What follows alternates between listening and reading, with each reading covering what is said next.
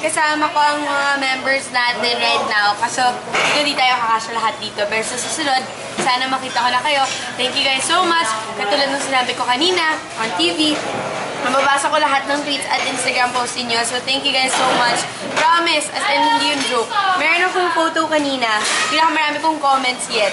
Merong 476, pero binasa ko yung lahat. Thank you guys. Tapos, hi muna kayo guys. Pakita mo sila. Hi! Ayun pa. Hi!